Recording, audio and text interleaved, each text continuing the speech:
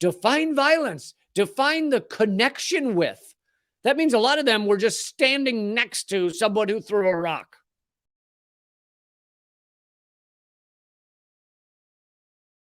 Down in Atlanta, they have decided to build a multi-million-dollar cop training, police brutality training city. Not police brutality stopping, police brutality facilitating facility.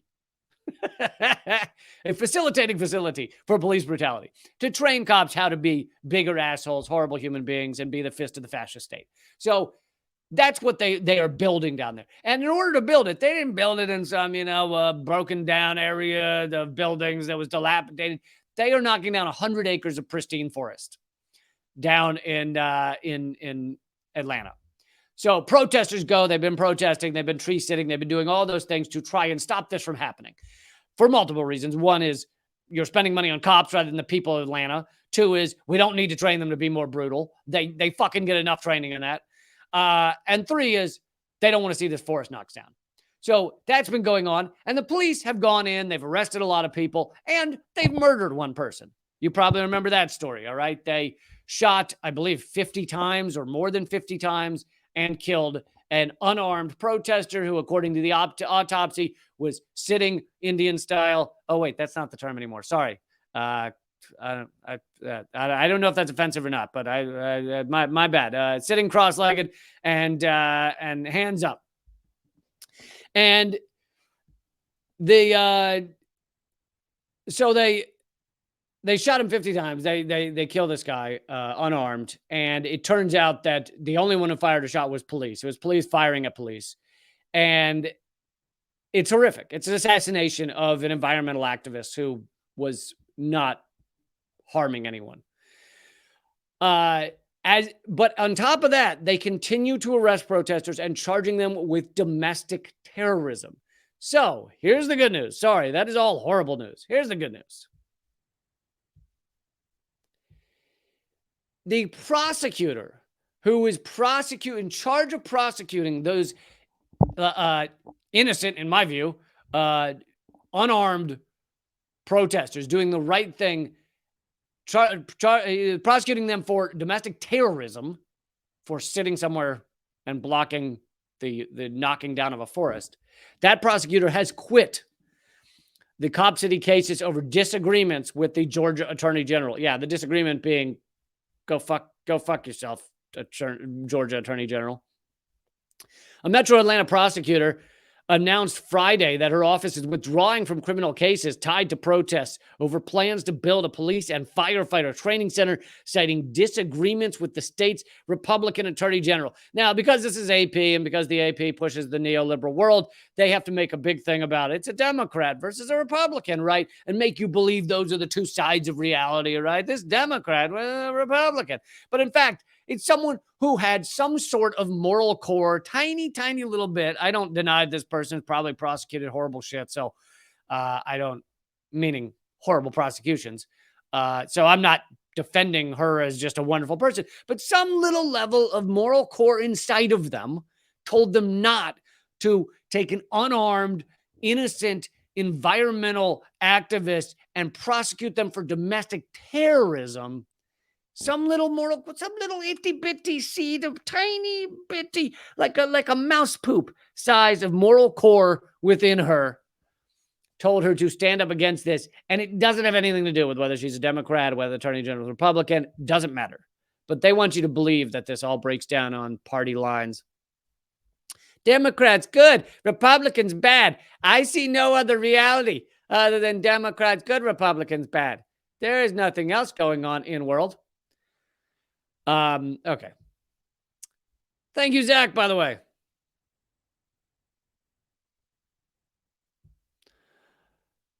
Thank you for the donation.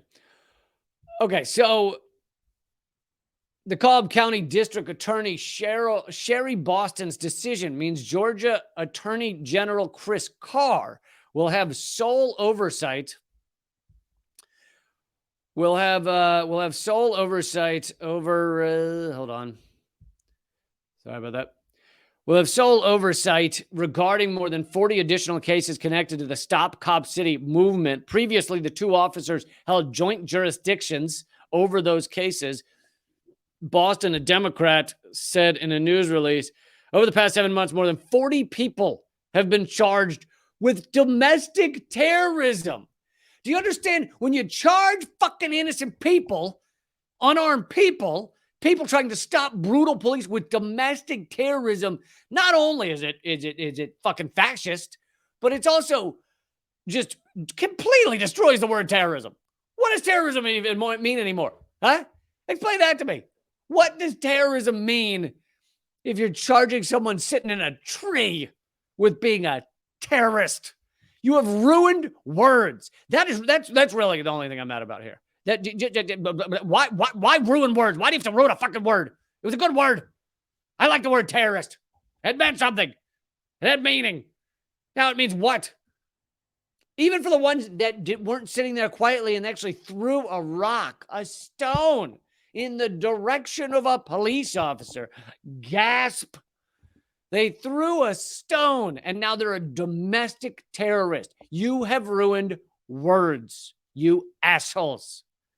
It means nothing.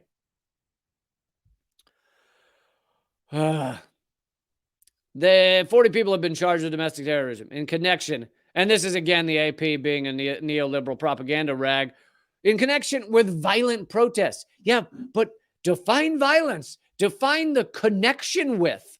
That means a lot of them were just standing next to someone who threw a rock. Fireworks and rocks have been thrown at officers. Oh my goodness. Jeez Louise. And they say, oh, construction equipment has been hit with fireworks. Oh gosh. Well, that is certainly domestic terrorism. You assholes.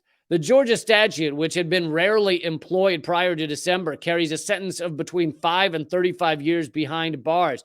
Protesters argue that the charges are overblown. Yeah, you think? That's a nice diplomatic term for what's going on here. None of those arrested have been accused of injuring anyone. Did you catch that? They're domestic terrorists. None of them have been accused of injuring anyone. Boston, that's the name of the prosecutor who is stepping down.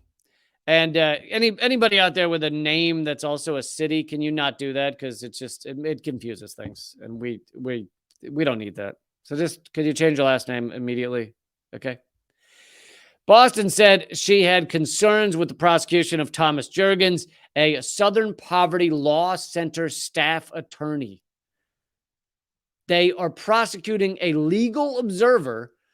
And for those of you, some of you have been to protests, some of you haven't. For those of you who've been to these protests, you probably have noticed that there's something called legal observers there at many of them. They usually wear highly colored hats, sometimes like neon orange, neon green, to show that they are not taking part in the protest. They are legal observers. They watch what the cops do. They watch what people do. And they can then say, hey, I'm a lawyer and I'm defending the rights of those who are being beaten by police or arrested. And most of the time, in most areas, cops leave them alone because it's fucked up to arrest a legal observer. It's also fucked up to arrest press. But as we said in this earlier story, they're doing more of that now too.